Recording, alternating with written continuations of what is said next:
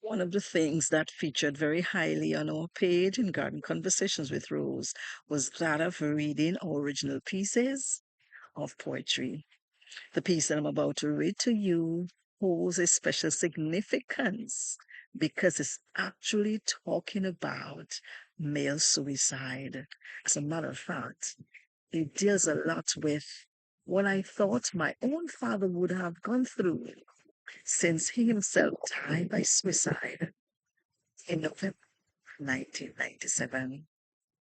We told you that topics that are taboo were often touched in this space, and this one is no exception. I wrote it on June the 1st, 2020, 2 months before I engaged in this space. And so it represented one of the very first pieces that I presented because it came directly from the heart. It's entitled, What Keeps Them in There? They say he staggered, he seemed drunk, but his lonely, tired soul, his guilty mind, was really struggling from the awesome weight of a horrible fear that had gripped him for many a year. You see, his feet merely counting 1, 2, his almost dead body shuffling to maybe survive a miracle from the deadly weedicide he had ingested. I watched him trapped inside his man cave of turmoil, fear, shame, guilt, hurt, and pain, unable now to re-emerge since he had chosen the unpleasant taboo and oh so hopeless route to an end of overwhelming showers of rain.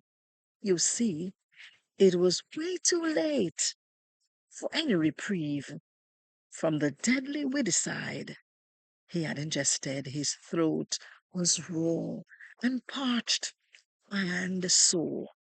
His haggard face folded into creases of despair. Shame tried in vain to rasp out inaudible sounds from a now poor semblance of a man who had long died inside.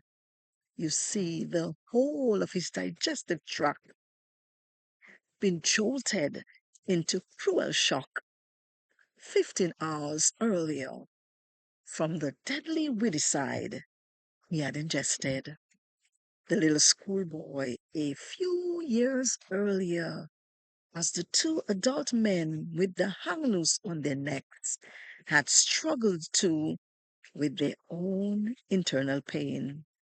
They too had long retreated into their man cave, dark, grim, and dim. You see, they seemed unable to return to the light, so had remained inside and gave up the fight.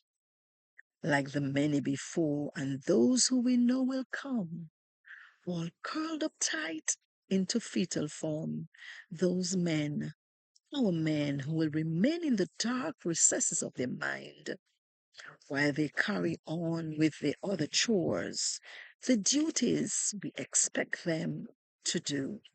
You see, we have not been given enough thought to why they constantly lied, and so we do not know what keeps them inside. Tribute to men who have died by suicide, including my own father.